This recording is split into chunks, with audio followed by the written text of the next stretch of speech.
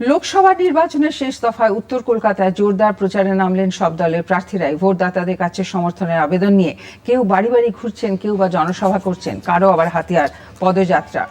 তৃণমূল কংগ্রেস প্রার্থী সুদীপ বন্দ্যোপাধ্যায় উন্নয়নকে হাতিয়ার করে ভোটে নেমেছেন। প্রচারে সেই বার্তাই দিলেন তিনি।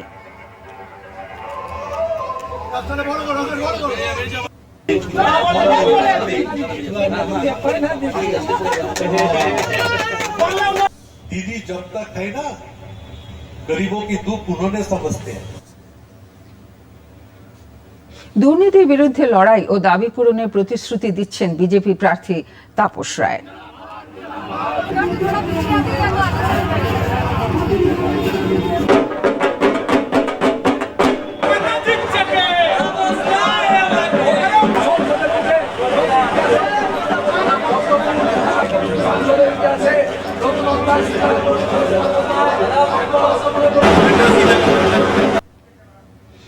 প্রচার সারছেন বামফ্রন্ট কংগ্রেস জোটের প্রার্থী প্রদীপ ভট্টাচার্য। মানুষের সমর্থন দেখে তিনি আপ্লুত।